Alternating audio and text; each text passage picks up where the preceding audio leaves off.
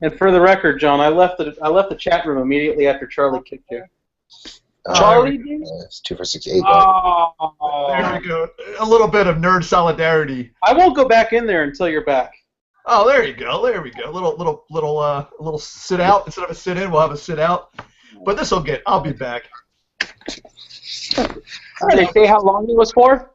Yeah. Well, it's so I don't know. Here's the thing. You get.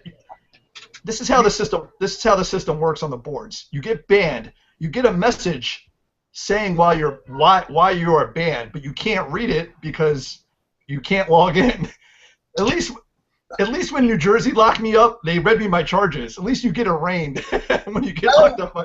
Not only that, but I mean, I'll get on this on the show. But if you're appealing a ban, you should not be banned. Well, that's what I was just going to say too. At least like in pro sports and other things, like if it takes 10 days for the ban process to get appealed, then what was the ban? What was the appeal? It was nothing. But that's just, you know. You should be able to name someone else to get banned for if you get your appeal successful. The person who got you banned. Oh yeah. Or if you hire a moderator, at least have some kind of probationary where they need a second to ban somebody, another moderator to second the motion, or was it her who got you banned? Yes, it was her. Just looking for reasons.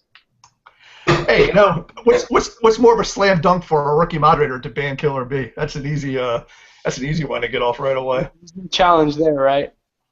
Yeah, that's taking a layup. I guess all right. Let's do the. Is Neil ready yet? Who cares if Neil's ready? All right, welcome to the discard pile. It is June something, 2015. It's the discard pile, season 2, episode 5. Are you starting right now? Yeah, we're starting now. We weren't ready. We're 11 minutes early. Well, like you got something else to do. Sit your ass down. Well, walk away. We don't need that. We don't need you. We'll start with who needs Neil Timmons? He walks away too. Who needs? Oh man. All right. So my guest tonight, Thomas Kamiura. Welcome, Tom. Hey. All right, TK. You're big. You kind of disappeared for a while. You laid low, smartly, while the shit was hitting the fan. But you come back. You got your invitational tournament. So go ahead. Here's your chance to plug your invitational. Yeah. So if you're looking for free ratings points, John Corbett's giving them out. So this is the tournament you want to sign up for. Matt Kirk has already signed up, surprisingly enough. You know, he smells the blood in the water, and now's the time to take advantage of Corbett's generosity. Now, you say I'm giving out ratings points, but you know my rating's not that high. All I do is give out ratings points. Sharing's caring, man. You know what I mean? Well, so why not? Last week I unfortunately learned how to play triples online. And sometime this week I'll learn how to play 2E. Our other guest tonight, our returning champion, Phil Schrader. Welcome, Phil. Hello. Actually, hold on. I'll be back in 1 second. Man, nobody wants to be on this show. Shit. No. I thought he was joking. Oh shit, he wasn't joking. What a shit show. Well, it's funny. It's funny because I really didn't prepare much. I had to spend my day today on the job hunt. So I've been basically, when you're hunting for a job, you're basically selling yourself, and I feel. What happened to the security guard thing? Weren't you guarding some boats or something I was guarding boats. Well, I had a disagreement with battered wife syndrome. Yeah. Well, you know, things happen. Oh man. All right. And our other guest is Neil Timmons, but no one gives a shit about Neil Timmons. So for 9 months. So I got the Trek out of the way. We from last month we had the Texas Regional, and Phil here. That's why Phil's coming back to give us a little recap. We had Justin come up. Phil, is that a belt on your shoulder? Yeah, it's the championship belt. No, you had to go get that. Yeah, Phil won the belt from me at the Regional. Phil, you won with New Dominion. Yes. Go ahead. Here's your 15 minutes of fame. Go ahead. Yeah. You know, to be fair, I did rip the deck off to start out, and I added a couple cards. I pulled a Neil Timmons. Whose was it? Hold on. Whose was it? Oh, God. You shut your hole right It was now. Joel Scon's. I pulled in Timmons and stole Joel Scon's new Dominion deck, added a couple cards, and called it my own, which I believe is the I next. laughed Okay. at the title too. I laughed. Stop saying that. Otherwise known as That's the what Jared Neil does. Timmons. Do you really do that, Neil? Do you add one card and call it yours? No, he has 5. No. He has 5. Where's the threshold? Where's the moral threshold to how many cards do you have to add to the deck before you have to stop giving credit to somebody else? I Where's just copy other people's decks. Hold on, Neil. When does it stop becoming Ben Hosp and when does it turn into Neil Timmons? That's what TK is trying to ask. How many cards? I don't copy other people's decks. I make my own Well, I'm decks. not saying you do. I'm not saying you do. I'm just. What is it you do? The hypothetical threshold. Neil's correct. He's actually been playing the same deck for 10 years. It's the same version, so he's not. How about we just spend What deck is that? It's denial with tragic turn. That's what the deck is. We're not going. We'll get into that debate another time. There's been a lot of Dominion played, Phil. I'll let anybody else tackle this question. Is it because it's so good, or is it because it's new?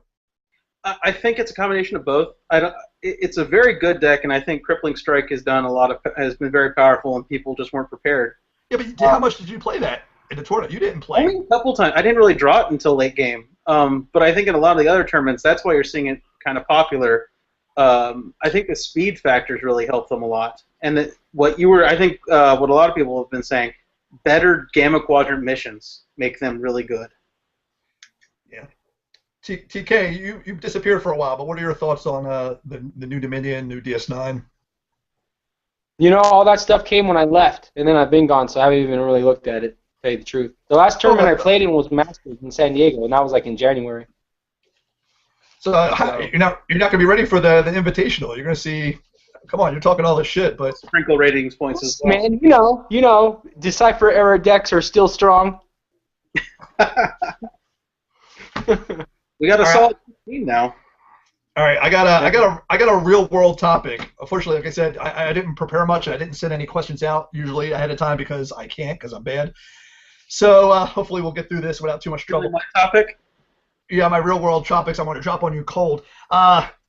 So the new thing that parents are doing is publicly shaming their kids on social media. A 13-year-old girl killed herself. I guess she was sending pictures of herself to a boy. Her dad, I guess, made a video of him cutting her hair off and saying messed up things to her, and she took a header off a bridge. So my question, I guess we'll start with TK. What the fuck? What's wrong with parents today? Can't you just punish your kids without putting it? This is fucked up, right? Yeah, I don't think they should have probably posted that video. I mean, punish the kids, take them off of whatever social media they're on, but don't, do it in public like that. It's embarrassing. But maybe embarrassing is the point. I don't know. Maybe they've tried disciplining privately. I mean, I don't know. You heard one story. That's probably not the whole story. Well, no, it's a thing online. There's videos. There's another one of a dad hitting his kids. He got a call from social services. It's a thing. So your question is it appropriate to make it public? Yeah, is it fucked up parenting? Is my question. Absolutely. I don't know. All right, Neil, you got kids. Go ahead. You can actually once maybe make some sense. You can put that up with the video of the dad who shoots his daughter's computer with a gun and then says that he's going to charge her for the bullets as well as the new computer because she's talked some smack about her dad. These are people that you have to maintain a functional, these are people hopefully you want to maintain a functional relationship with for the rest of your life. If you do something that causes irreparable damage to your relationship, then all that time and effort that you went into raising your child to be a functional adult will be wasted because you won't get to enjoy that person. You think? Yeah, but that's just kind of goes back to parenting your kid and disciplining your kid, doesn't it? You're going to have to hurt the kid's feelings every now and then to discipline. That's proper discipline. Yeah, kids respect you if you discipline them properly. You actually don't have to hurt their feelings. What you have to do is you have to make sure that the child understands what is crossing the line and what is bad behavior and what isn't crossing the line and what isn't bad behavior. If you don't establish that until the kids cross the line, then you have a problem on your hands. But if you clearly identify to the child what the problem is, what the behavior is that they're not allowed to do, and then when they do it, they get the consequence that you told them they were going to get. Like, don't throw your toys or I'm taking your toys away. And then when the kid looks at you and throws their toys, you take the toys away because you establish the line. This is the line. When you cross the line, here's the consequence. Don't spank them and take their toys away and send them to the room. That's overkill. But why do they feel happen when they would do the thing? Why do they feel the need? Why do they feel the need to do this and make it public? Why are they resorting to that? Why do they think that works? Right, because they're bad parents, and they don't know how to control their kids, and so their kids act out. And in an attempt to control the kids, they're trying to be creative. Are they trying to be creative? Or are they trying to be? They're trying to be Facebook like 4 million people watching the video of the girl. What I want to know is who the fuck watches this shit. Phil, you don't have any kids. Are you a weirdo who watches stuff like this? That's what I don't understand. Who's watching this kind of stuff? To be fair, I didn't even know about this story. So I knew about it. I don't watch stuff like that because it angers me personally. I don't go to YouTube to find I don't go to find amateur videos on YouTube that often. Yeah, but who wants to watch a kid be shamed? To be like, yeah, it's uncomfortable. It's just people who know the kid and they don't like them. That's about it. TK, what kind of fucked up human beings are watching this kind of stuff? You're a fucked up. I don't know, man. I got my issues, man, but I don't go to fucking YouTube to watch kids get disciplined. Aren't they looking for validation? These parents, like, they go, oh, look at me, I'm doing. Like, why would you put it on social media is for asking for validation from other people. They get the comments that say, good job. And, like, yeah. Are they just putting it out like, this is what I did to my kid on their own account, or are they posting it on the kid's account so their friends see it? No, they're probably posting on their account. Like, look then I feel like it's a validation thing. If they're posting it on their kids' accounts, then I feel like it's an embarrassment. Embarrassment thing they're trying to do. All right. Well, changing topics to something a little less depressing. My big nerd boner is self-driving cars. Any story about self-driving cars, I read on, and I'll let Phil tackle this first because he's big on the taxes and the money. So about 20 years, it's going to be the norm. Self-driving cars. All the money. Like, I think Los Angeles makes like 150 billions of dollars that they get from fines and charges for tows. The townships, the percentage of their budget is anywhere from like 33% to some towns it's 60%. So I'm trying to figure out, Phil, where the fuck are they going to get that money from? Because people don't want to pay taxes anymore. When they lose all this revenue from little towns to big cities, isn't it all going to fall apart? I see society crumbling from the inside out. It will be increased taxes. That's going to be one of the bigger sources. They're going to have to do it that way. But your smaller, the bigger cities are probably going to be fine. It's your local townships, like in the middle of nowhere, Texas, that generate all their revenue, all their police revenue from the stop and searches that are going to be the change. But also, there's another thing here, which is that with self-driving cars, no person is ever going to be willingly acceptable of a car that only drives itself. There's always going to be some way for a person to have to be able to take it over in case the system crashes or whatever. So there's still a potential for cops to get revenue from the traffic. Right, but if 20% of the traffic is automatic, then presumably 20% of the revenue will be gone. It doesn't matter if the cars are 100% self-drivable or 50% self-drivable.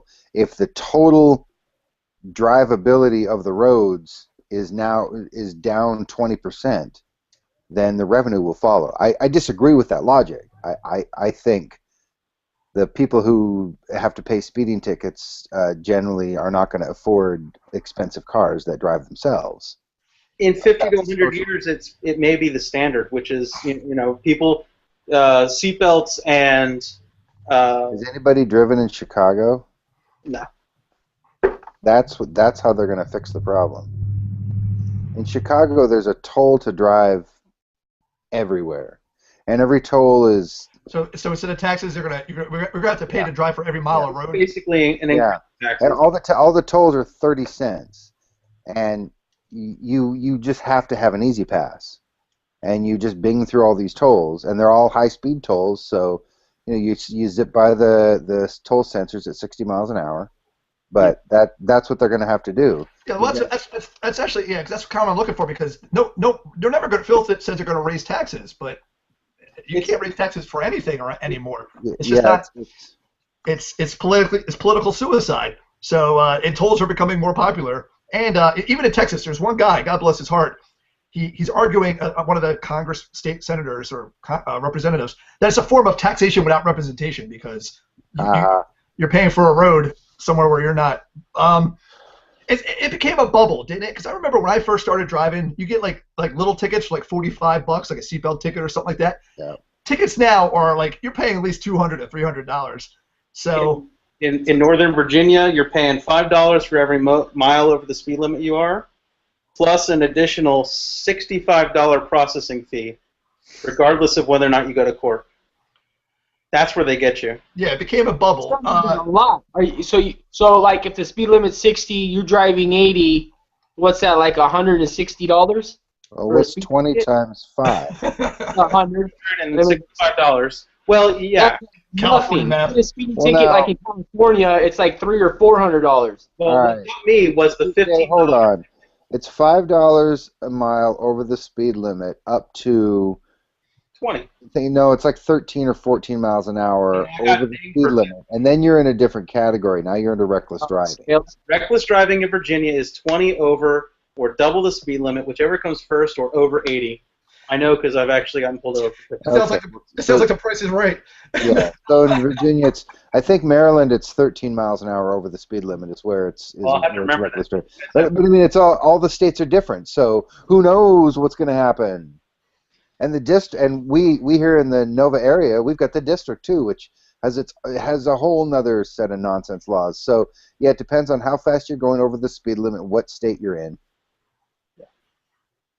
And if the cop is nice and says, "Oh, you were going 20 miles an hour over the speed limit," well, I'm going to write down that you were going 18 miles an hour over the speed limit. It's an arbitrary difference, but it's going to save you $100. Oh yeah, well yeah, the cops. I've had plenty of cops go, I could write you these tickets, but I'm just going to give you these tickets. So it's always like, oh well, Right. thanks for only sticking it three quarters of the way in. Thanks. Yeah. That's what you do.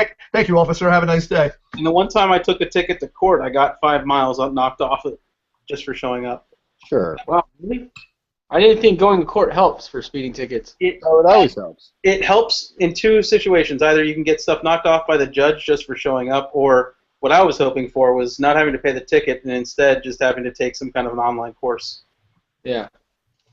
Still, the 5 miles is cool. Oh yeah, it was nice. It took it from 15 to 10. So Neil, my when I was going to start the show, my intro question for you, Neil, would have been there's I think she was a Washington, Oregon woman who was originally from Montana. She was the NAACP chapter president, and it turns out she's a white lady. She said this Montana woman said she identified as a black woman. My question to you, Neil, is, being from Montana, how long have you identified as a black woman? Since I was 6. Well, there you go. That's all right. I'm okay with people racially identifying. I do like hanging out with the black ladies. I don't think that makes you makes you black. It makes you like your company you keep. Yeah. It's not osmosis, man. Well, that's what she's arguing. She has black kids or something, so she's arguing that she is actually she's like 1/16 black or something silly, or 1/8 black or something. If she's from Montana's 97% white, so I 97. That's lower than I thought. That's well, I believe that is not factoring in the reservation population. There's 7 Native American reservations in Montana. So when we could just give them Montana. That's how bad we are as white people. We could have just gave them. Montana's plenty of land. We could just we couldn't even give them Oklahoma. We took Oklahoma at the end. We gave a lot of Montana to them. Like we said they could keep Oklahoma actually, and we didn't even let that one. All right, so we covered. They didn't want Oklahoma though. Oh, they got casinos now. They want it. They're making money now. Yeah, now they sure. Yeah.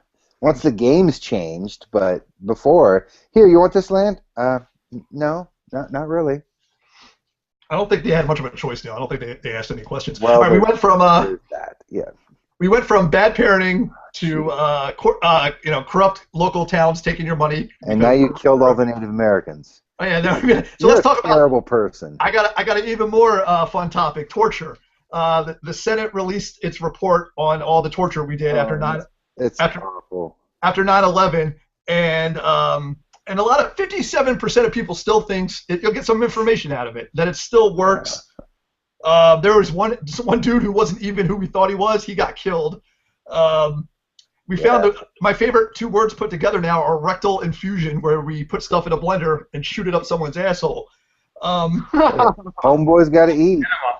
Oh shit. I don't know if and one guy. This is the information that you get. One guy said there was a cell of African American Muslims in Montana. I'm sorry, we're talking about Montana tonight. The federal government spent millions of dollars launching an investigation into African American Muslims in Montana. Yeah. All right, you said 97% white, Neil. I'm assuming half of that is Native American, the other 3%. How many African American Muslims have you encountered in Montana? Not a lot. Besides yourself, do you identify? Yeah, of course, beside myself. Yeah. Islam is not really a thing in Montana. It just doesn't exist. I mean, maybe there are some Muslims in Montana. I don't know. They hide their mosques pretty well. I don't know where the mosques are in Montana. They might be cloaked. I mean, they might be science fiction. Oh, no, I'm sorry. That's Scientology. My bad. Is that a bannable offense? The what? Nothing. Like I'm from Missoula, the hippie town. If there was Islam in Montana at all, it would be in Missoula. I mean, Missoula's as blue. That just shows. My point was that just shows the kind of silly shit you get from torture. About 49% of people are okay with it. Like I said, 57 think you get good information from it. TK, for some reason, I think you fit into that demographic. Yeah. If you kill people, I don't give a fuck. You can get tortured for all I care. I don't care. Now, if you're some guy walking down the street, but why are you torturing? The question. Why are you torturing them? When we capture people, do you think it's valuable to torture them for information? Yes, I do. Okay, so you're part of the 57%. Mm-hmm. Yep. Even though the report the Senate just released said that no, you get nothing. You actually get absolutely nothing from torturing people. In fact, not only do you get no information from torturing people, disinformation. But you send a bunch of people to Montana for no reason. Yes, right. Which is you get disinformation, which is no information. You get no information from the torture victims, and what you end up making is you make enemies of people who go, oh shit, they just tortured my friend. Now I hate you. But TK, aren't you? It's counterproductive in both directions. Are we talking civilians within the United States, or are we talking enemy combatants outside of the United States? We're talking like in war zone. Human beings. Yeah, that's a good point. Feed me that liberal bullshit, Neil. Tell me, is it a fucking... That's not liberal. No.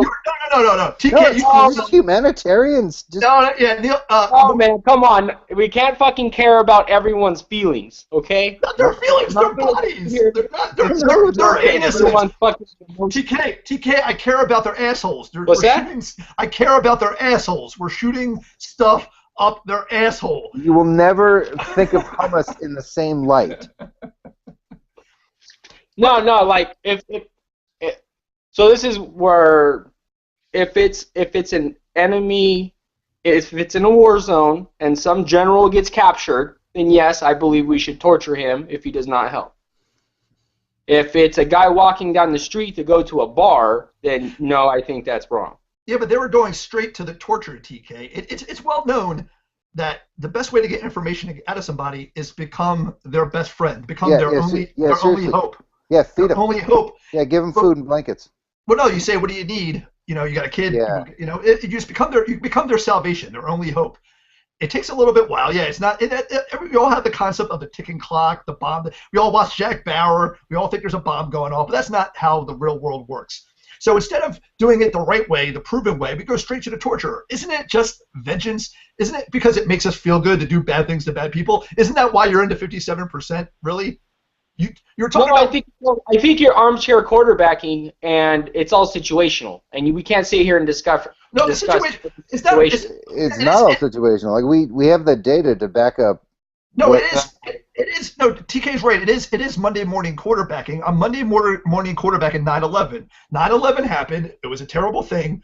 We rounded them up, which is fine, but then we went right to the torture. We didn't try things the right way first. It was just Dick Cheney in a room with a light bulb. He left to his own devices. Now, I will correct you one little bit. We did actually try the right thing first, and that's how we got what information we did get. And then once people started giving us information, then we started torturing them, and then we went to Montana.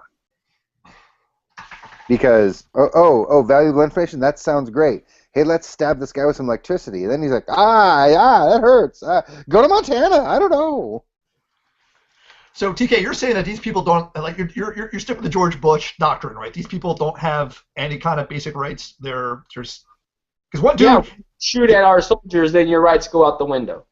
But once again, these people didn't have due process, and when we didn't have due process, one of the dudes was innocent. Hold on, I'm confused. Are we talking about people in a war zone, or are we talking about Americans? No, well, no. This is all the Guantanamo Bay people, the people we rounded up, but they weren't all enemy combatants. Yeah, they were labeled that way, but one dude rounded up where, John? In Montana or no? Yemen, Afghanistan. All these are all people in Guantanamo Bay. No, I don't believe that they should have the same kind of rights that an American citizen has. Why not? They're humans, just like Americans are. Right, but they're shooting at us. When you shoot at us, then you stop. That's not true, TK. Because even people who shoot at us we had rules before about people who shoot at us. Yeah, that's why we don't use mustard gas on people. Is because we actually you're enemy combatants, but you're still human beings. And Bush did a little legal maneuver and said no, even the basic ones, even that like you gotta feed them, you gotta. That's how I feel. Like if you shoot at me, if you shoot a gun and point it at me, most of the people then. We just went and got them and put them on trucks. So you don't care about the collateral damage, TK. You just don't. No. Just like no. If you shoot a gun at us, then my nice guy goes away. Right. So the innocent man who got stuff shoved up his asshole and died, left in a cell. He died of pneumonia or whatever it was. Hypothermia, but whatever. Yeah. But so what do you want to call that? We made an omelet. We had to break some eggs. Is it that easy? Is it that easy to? We can't just say that, hey, all right, we learned a lesson. Can we at least say as Americans, we fucked up before. America, that's what we do. We fuck up. We go, whoops, our bad. Can we at least say this time that, all right, this was our torture decade. We overreacted. We were angry, and that, all right, we won't, at least get some stuff on the books that we're not going to torture just all this kind of fucked up shit. Can we at least get that much out of this situation? Well, yeah, like I'm not for just going and picking up somebody and taking them. I mean, unless there's like concrete evidence that person knows something or is involved in something. But if it becomes a war zone and they're captured, then yes, I don't care. Right? What if they're not shooting at us? What if they're in the war zone but they're not shooting at us? Well, that's a different thing. I mean, what do you mean, like a mom walking her kid trying to get out of the war zone or something? No, he puts his gun down. Oh well, I don't know. He had a gun in the first place. What's he doing? Now he doesn't. A lot of these guys, a lot of these guys are, a couple of them, not a lot, I shouldn't say a lot, like one or two was a case of mistaken identity. We thought we probably ran into his hut. SEAL Team 6 probably rolled up, thought he was this guy. Next thing you know, he's sitting in a cell in Gitmo. He's getting fucking hummus shoved up his asshole, and then he got left in a cell and he died. He didn't get left in a cell. They chained him to a wall and left him overnight. Just a wall. High, nice wall. I see it has chains. So TK, so here's another question. Enemy combatant on the battlefield shooting at Americans. All of a sudden, enemy combatant gets shot. He's not dead. He's not able to continue shooting at Americans. Let's say he got his hand blown off. So he's physically not able to shoot at Americans. But he's not dead and he's not having, he doesn't have life-threatening injury, so he's not going to die in like a minute. What do you do to him? Because now he's a human being with humanitarian rights. You take you do whatever you have to do medically to preserve his life, and then you take him. And then what? Now he's a prisoner of war. TK's going to shoot hummus up his ass. That's what he's going to do. Where's the general? He wants the general. TK wants the general. We already found out. All right, Neil, what do? His hand gets blown off, so you leave him there? Or you let him just go back home and pretend like nothing happened? You're just going to leave him? He's a human. He just tried to kill you, but his hand got blown off, so everything's cool now? When you hug it out? Well, what the fuck do you do? Like, these are liberal fucking mental study. Let's get Phil. Let Phil do with human rights. Let Phil get his 2 cents in on this. You guys already. First off, Neil, it's a hypothetical. Let's not get into specifics. No, that is not hypothetical at all. Enemy combatants who get shot by Americans and are not dead, but are not physically capable of fighting back anymore. I am getting to a different point that gets to what you're saying, but a little bit different. I've got a question about ISIS. ISIS is actively taking territory to carve out their own nation. At what point do they stop being enemy combatants and start being POWs because they are actively trying to conquer a territory? I go with the Eddie Izzard rule. They have a flag. If you have a flag, you're a country. So you should be... At that point, Geneva Convention stuff does apply to them. Yeah, I mean, they have... But they're people too, Phil. They have feelings. They're people too. You can't just go in there and...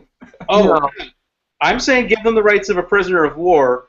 I'm saying take this bullshit reclassification of a enemy combatant, which was just a way of getting around the establishment. Well, no, enemy combatant means a specific thing. War we've had.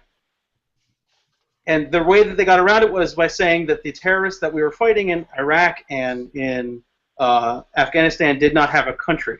But ISIS is actively trying to carve out a nation for themselves. So we should capture, anyone we capture should be technically considered a prisoner of war, which means they actually have rights. That is my opinion. Now, enemy combatant means a certain thing, which was why it was significant why they kind of circumvented the definition. And if you take a prisoner of war, you actually have to feed them, clothe them, house them, allow them to communicate with their family. There's a couple other things that you have to let them do. One thing I learned from what was weird about the prisoners of war in World War II, wherever you captured the person, they had to be kept in the same kind of climate. Yeah, Phil. That's what Phil learned in Texas. Like Neil said, you have rules. And World War II, when the treaty's signed, you have to give all those prisoners back. Well, no, what Phil's referring to is that we used to put POWs to work. We have a dam here in Texas, and it was built by German prisoners of war because they were captured in North Africa, in North Texas. It has roughly the same climate as North Africa, apparently. Hey, you could have your infrastructure rebuilt. We have an infrastructure problem in America, and so instead of shooting hummus up their buttholes, just give them a shovel, and they can rebuild our bridges. We shuttle them to like more temperate climates so they can rebuild the infrastructure in Northern Virginia before we capture them. Yeah. Syria is not really the same climate as Northern Virginia, but they can build. Build stuff in Arizona. All of them. Arizona's not really the Sahara Desert either. It's closer. What is the Sahara Desert in the United States? Mojave Desert? Mojave, Arizona, New Mexico, that kind of place. North Texas, too. I was making a crack on the African desert actually being worse than than Arizona. I mean, it technically is, but I mean, at a certain point, it just doesn't matter. There's no vegetation there. There's no animal life there. It's really hot and miserable. So I'm gonna change topics. Continuing the theme of fucked up things tonight.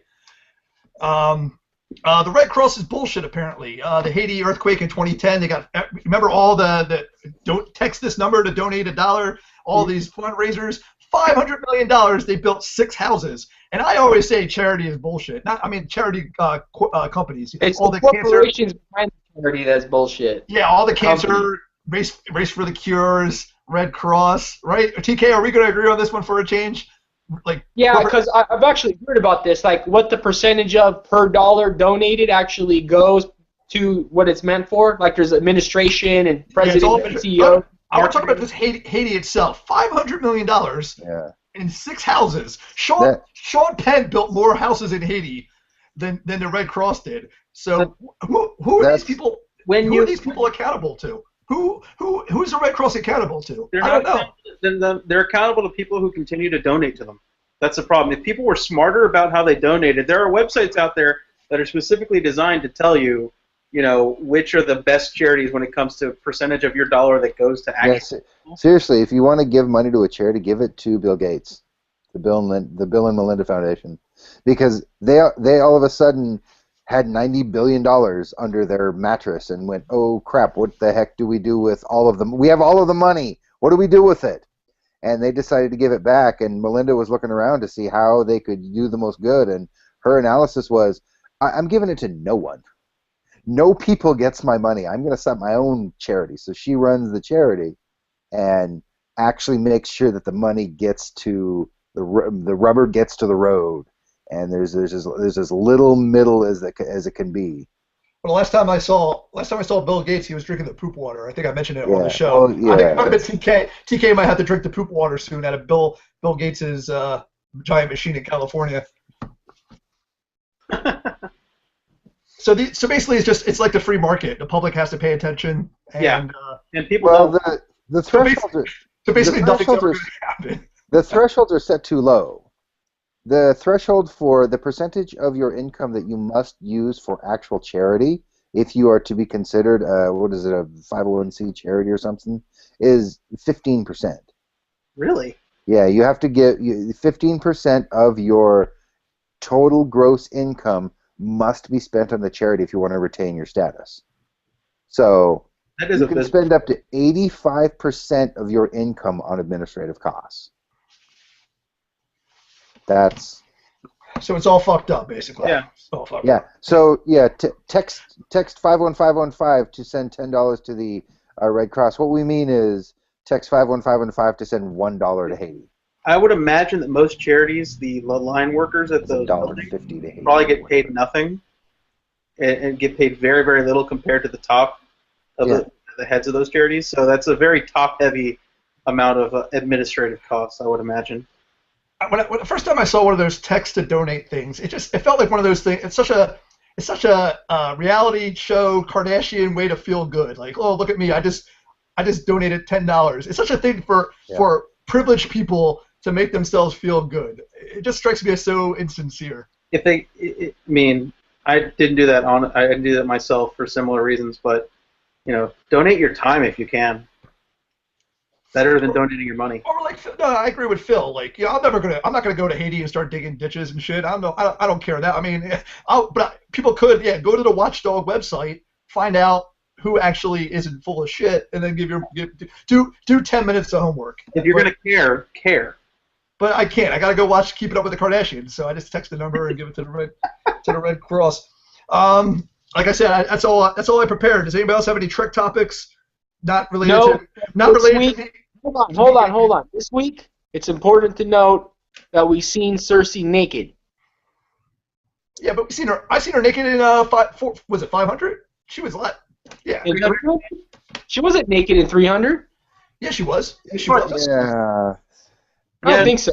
Naked but ripped to shreds. Like you wouldn't tap that.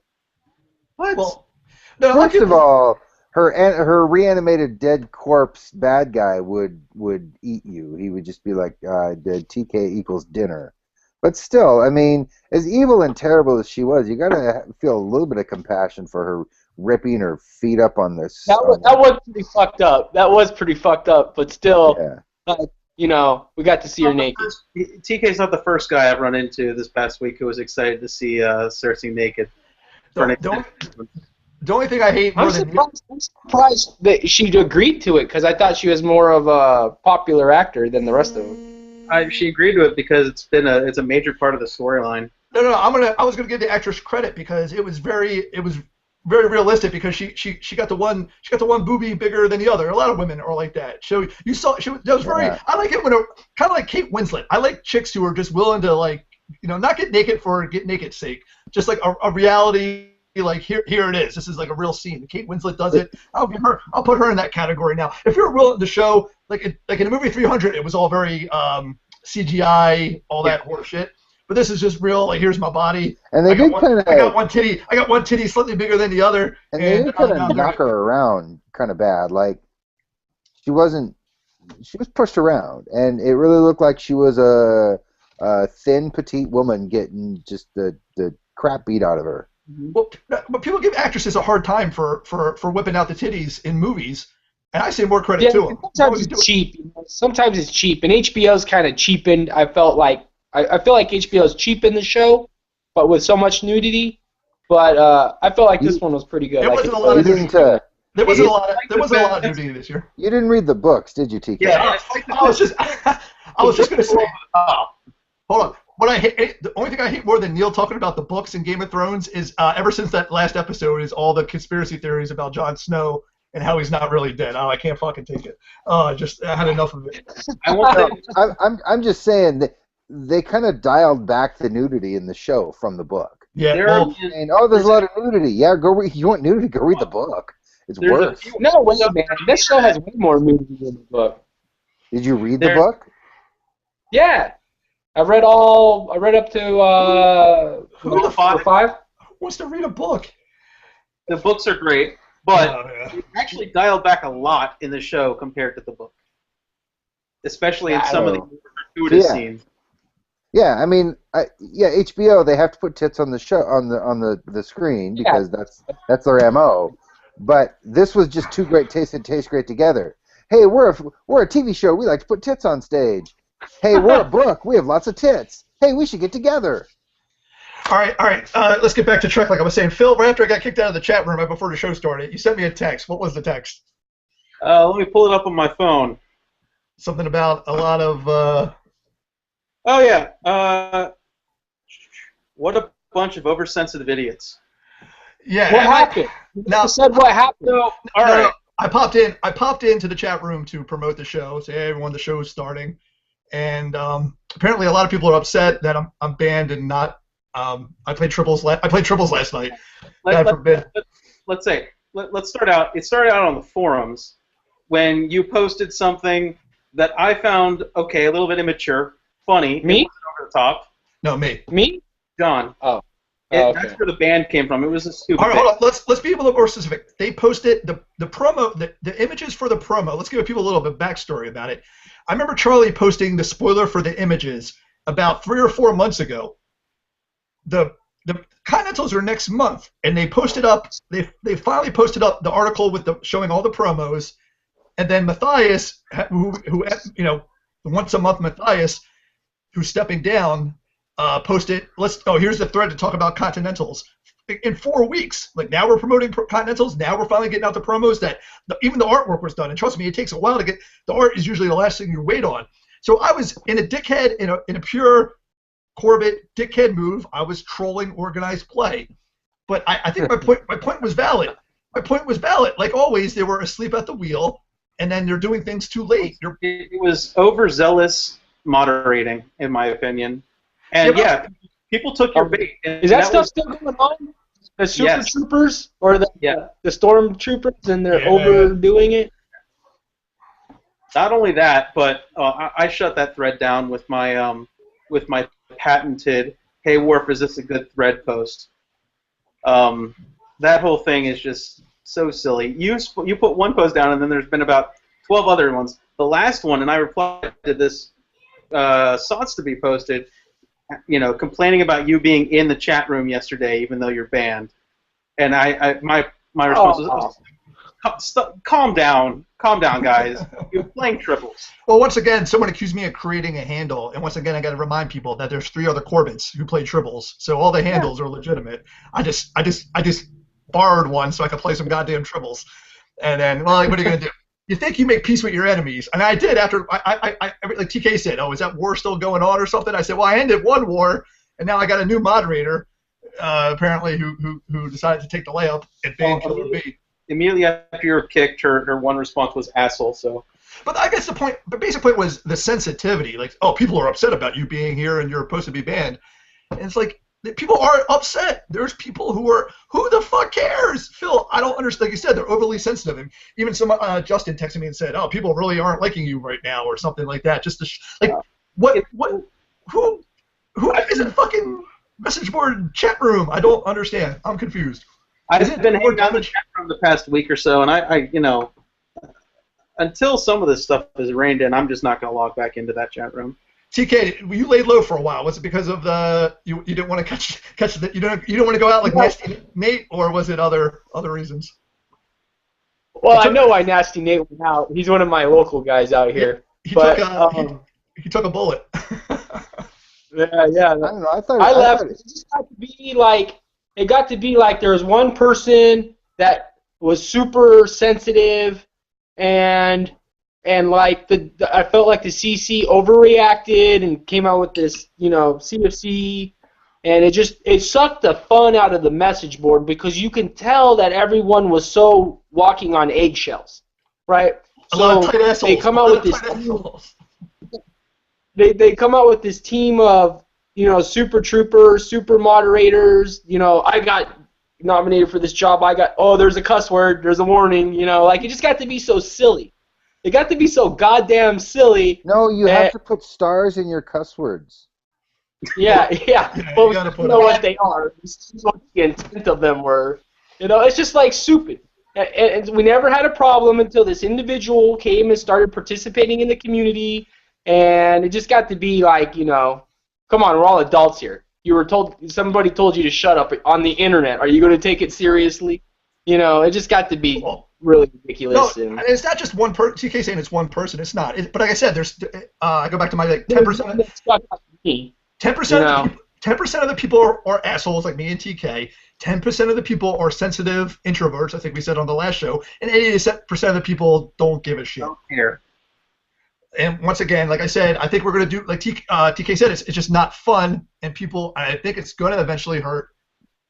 I think so too. They're so sensitive about everything. The question there hasn't been an interesting thread on the forums in months. The question that I keep trying to ask is what's the site traffic?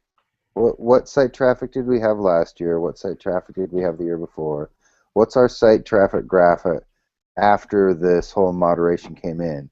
Are we increasing our site traffic, or are we decreasing our site traffic? Because if we are decreasing our site traffic, then whatever we're doing, we should stop doing it. Yeah, but one of the things they said is that people left, or people were going to leave, or where are they at? Are they coming back? Where are these people? Who are these? All the people who the mass exodus, supposedly who were leaving the game because someone told them to shut up on the internet. They're not coming back. They're not coming. They were going to leave. They were going to leave anyway, and they're not coming back. In my invitational thread, I called John Sweetheart, and I hand to God, I thought I was going to get a warning for that. Anybody else you would have. If you did it to the right person, you would have. But I'm okay. Remember, it's okay to troll. Like that thread said, it's okay to troll me, but God forbid I troll organized play. I trolled organized. And then we got back. It goes back to the Green Army argument. I didn't say, hey, Matthias, you're an asshole. Where the fuck have you been for 6 months? Why are you promoting Continentals a week ahead of time? I said I trolled organized play. So if I'm saying negative things about an arm of the Continuum Committee, and then I get banned by the moderator team, how is that not Green Army behavior? How am I not being censored for questioning, the church? Boy, maybe I should just post like I've never posted before. I didn't think about that. Maybe I fall under the Green Army protection circle. Like, I'm scared to post because I like saying funny things, and I'll probably catch a ban for it. There hasn't been any green moderator, there hasn't been anybody with a green badge to catch a warning or anything else. It has turned. Right. It has, and I don't want to attack the moderator, not all of them, because there are a few of them with common sense, but that's what it turned into, and that's what it. So can we? One thing I'd like to institute is we need some kind of check on moderators, and maybe we need to have some statistics collected on them so that we can show the people who play this game how effective they are, how many of their bans were appealed successfully, that kind of thing, so that we can show who's bad at doing their job, just like how referees are required to Yeah, they have ratings. We should have ratings for our moderators. Or maybe you should take 2 moderators to make a band. You just can't have one person. You're going to have someone. You're going to have. I don't want to say anything about the new moderator, but it was someone with less than 150 posts. So obviously they don't know the community, and I don't think a new sheriff in town was the answer for our nerd. The whole 10% versus 10%, and then a whole field of people who don't care. And they made an arbitrary decision based on not a lot of experience. So you should probably take 2 moderators before you ban someone. And like I said, if you appeal, you should probably not be banned while you appeal. But eventually, like I said, I'm never going to quit the game because I got nothing else to do, and I'm too old for any new hobbies. But TK, I'll get your opinion. Isn't it going to do damage to the game eventually? Right? When the boards are no fun to go to, doesn't that have a more negative impact than you and I saying mean things on the internet? Yeah. Like I said, it's all, sure, it might bring some people back that were staying away from the boards because, they found them offensive, but it's going to drive people away at the same time, and I don't think they really understand that balance. There's a fine line that you have to walk there. And, being nice and talking to My Little Pony all day long is going to appeal to some people, or about Magic Design or My Little Pony or Gen Con. It's going to, it's going to... TK, you live on the West Coast. TK, you live on the West Coast. Don't say bad things about My Little Ponies. Why did you just bring up My Little Pony twice? He's from California. They love that shit out there. I understand. Yeah, I don't know. This goes back to my question about crayons and the. I just don't think they're looking at the other side of the equation. They're not realizing that they're driving people away too because they're making it so PC. It's, it's not fun no more. Wasn't it a pipe dream to think anybody who left because someone said mean things on the internet is going to come back to the truck CC? Yeah, that's why I think it's so silly. And I think because that one person has the relationships that person has, this whole thing happened. When they brought this up in the ambassador, when I used to be an ambassador, they brought this up, this new COC, and I said right away, this is a witch hunt, pure and simple. They want to get a certain select number of undesirables out of town. Am I wrong thinking that, TK? No, I feel the same way. There we go. Me and TK are going to start the persecutor white guy. And John, the speed back to the continuing committee. I think you're a little bit incorrect though, John. I think it's actually a warlock hunt. Oh, I don't know what that is. That some Game of Thrones? Male witch. He's saying they're looking. Are you a witch or are you a warlock? Neil, I think you took that a little too far there. All right, Neil, hold on. I was implying that they're going after you. All right, Neil, I'm gonna give you a chance to redeem yourself after that gibberish. Like I said earlier, organized play. The guy, the lead, the director, whatever, stepping down. You're the vice president, whatever that means. What is organized play? We had James's run. We had a British run. We had an Australian run. What is organized play? And I'm passively aggressively saying that we need an American to be the organized play director. I've You agree with it? Say it officially. You agree with that? I've spilled so much digital ink over this that nobody's going to take anything that I say seriously. I still believe that Trek in the U.S. and Canada is dying quicker than it is in other places, and our only recourse is to focus as much as we can on North America. We absolutely should have a North American. We should have an OP director here in America. All right, Phil, you agree with that? Definitely. I don't know.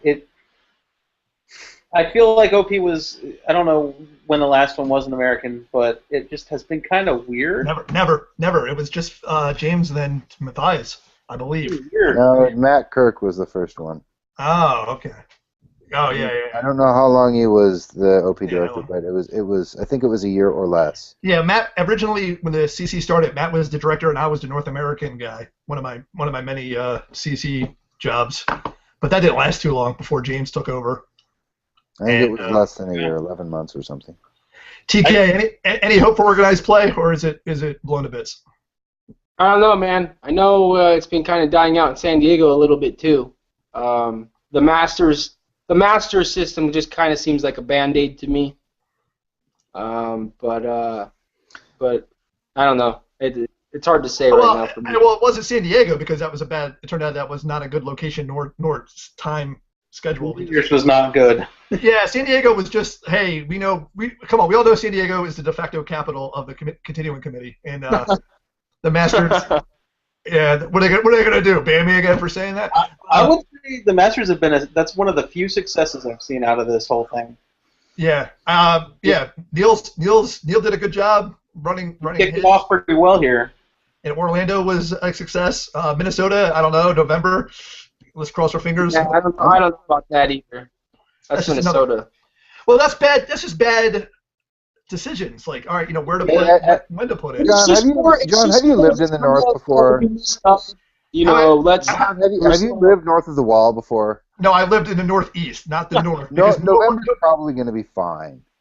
Like, I'm from the mountains of Montana. Neil, it was 60 degrees in July last year when we went to Minnesota. It was 71 degrees and raining all weekend, and that was July or whatever it was. John, I'm from the mountains of Montana, and we golf till it's November.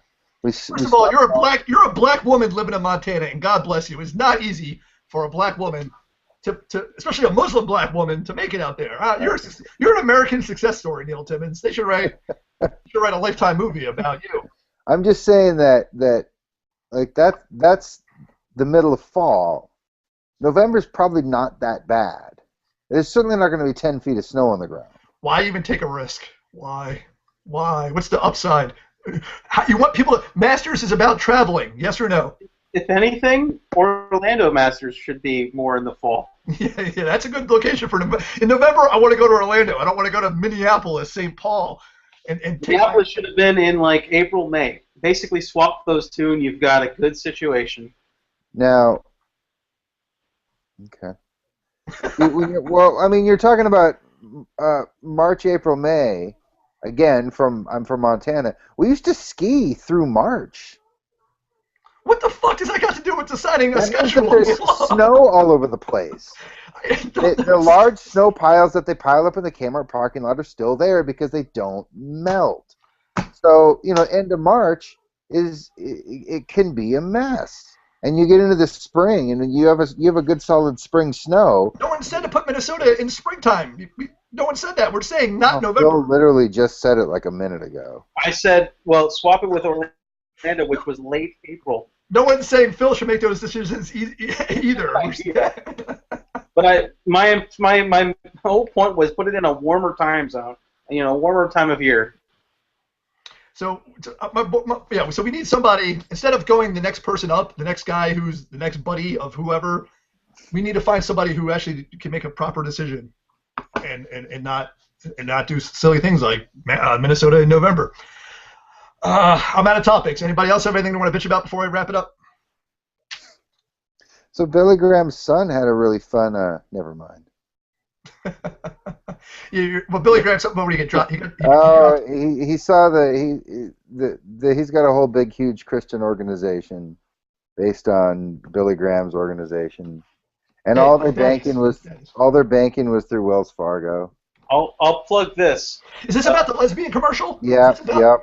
Wells Fargo we'll be your new mommies. Oh, you like the mommies commercial? Yep.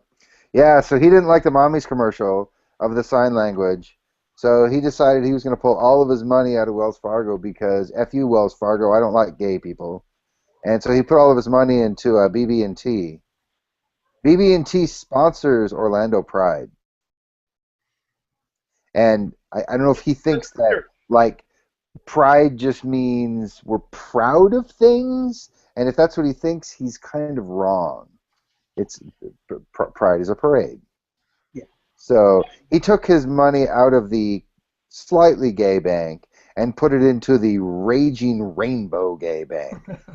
He's probably getting a better deal on his money. He's probably using this as sure an excuse. Yeah, of course. Yeah, I recently read a little bit about mega churches and stuff like that. Back when I used to have a job, where I had a lot of time to read. If you notice, all the especially with the mega churches, these guys, they wear logos like athletes. They'll have the polo logo when they're up there preaching, Joel Osteen and stuff like that. That's the whole. You know what? Jesus wants you to have a lot of money. Jesus wants you to be successful. Yeah. I don't remember Jesus rolling around.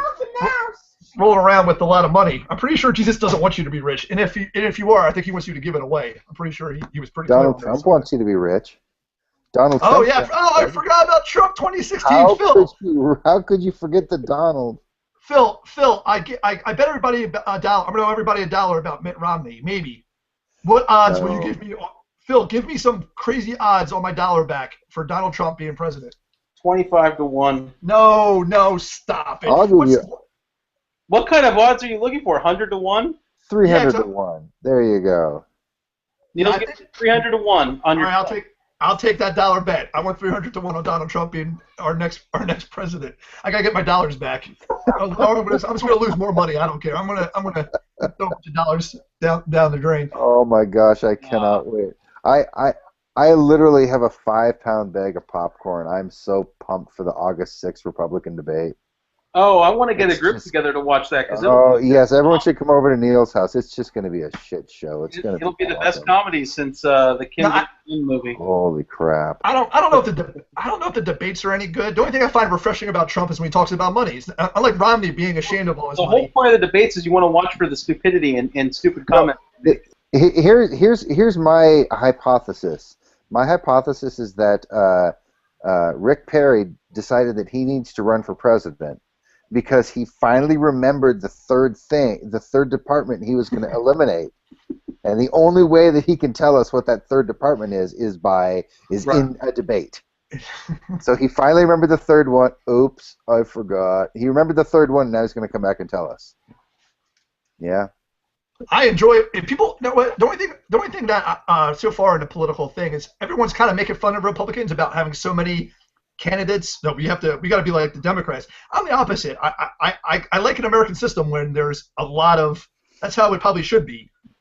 What's so wrong about? I don't give the Republicans problems about having 12 candidates. It's not the problem that they've got 21 candidates. Which the problem is that the RNC shortened the number of debates that the Republicans are gonna have, and they shortened the number of people who will be in the debates. And the first debate that's kicking off on August 6th is being hosted by Fox News, and Fox News has decided that they're going to limit the debate to no more than 10 candidates on stage, so half the field. And the criteria for a candidate to get on the stage is going to be the aggregate of the last 5 polls that Fox chooses. So you have to go do well in the polls right now, and we're going to winnow the field by polling data. We're not going to use voters. We're not going to go to the polls. We're going to winnow the field by an arbitrary selection. Yeah, but Fox News has a right to do that. I mean, hosting a debate is a money-making proposition. So I guess the solution to that would be have other people run debates. Why does somebody else just take the leftover candidates? Well, but that's the thing is that there's only going to be 6 debates. And the RNC has also said that any Republican that participates in a non-sanctioned debate will be thrown out of the party. So when New Hampshire said, we don't like your rules, stupid Fox News, we're going to have our own debate for anybody who's not in your debate, anybody who participates in the New Hampshire debate that will be aired on C-SPAN runs the risk of getting kicked out of the party because you didn't participate in the proper debate. All right, last call. Who's your early Republican? Who makes it out of that shit show? Oh, jeez. I still think it's going to be Jeb Bush. I think money's going to win. He has the most money, and I think money wins. I know we're in a different world than we were. I'm looking forward to the saddest election of the year, which is just a rehash of the early 90s Clinton versus Bush. Well, right, yeah, but the Clintons were... You both really think he's going to, just by pure force of money, willpower, that he can I just think he's got the most support of all of them right now. Most of them are just fringe candidates looking to sell a book. No, they're not mostly. They're mostly legitimate candidates. That's the problem. The only ones that could come close, I think, are Scott Walker and maybe Rubio. if Rubio can. Yeah, Rubio is actually going to be my long. If I was going to bet, I'd bet on Rubio. He's. Yeah, but No one's positive on Jeb Bush. People either are establishment or they hate Jeb Bush. yeah, but Rick Rubio Perry's doing exactly what Bush did. Governor of Texas. I don't know. I think Rubio's got a little bit more. People need a little bit of a spark, and Rubio's probably got that. TK, who's your early horse in that field?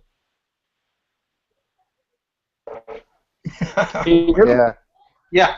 Perry, I like Perry, but his economy there is fantastic. I'm in aerospace. That's the industry I'm in, and there's lots of companies moving to Texas because of their economy. Every day, people leave California for Texas. You know, he's under indictment. Yeah, that's not. Corruption. No, I've said it on this show before. Republican economics work in Texas. I don't know how because I'm not that smart. But every time you try to implement that, there's been some. They have the oil. Yeah, they have, because it didn't work. It didn't work because Texas has natural resources. They tried that in Nebraska, and it failed. They went bankrupt basically. So it works in Texas because Texas has resources. Nebraska don't. And let's not sugarcoat it. They have expensive resources that everybody in the world wants. Now, it's not like where California had gold for a while. Yeah, and who cares? There's not enough of it here. And a lot of people came to find it, and not many people found it. But Texas has real money underneath there. Texas does. I'm just trying to get a little taste of it. I can't even get a little taste of that money. I'm going to wrap it up. I'm going to thank my guests, Neil, Phil, and TK. TK, next month, hopefully, we'll figure out if I survived my foray into internet trek. You can maybe you'll come back on. You can laugh at my miserable. That's if I'm not banned. Who knows? In another month, who knows who else is going to be after me? Are you going to read your cards this time? Read what this time? You going to read your cards this time? Oh yeah, I I bombed the Texas Regional because I don't know how to read cards. But that'll happen.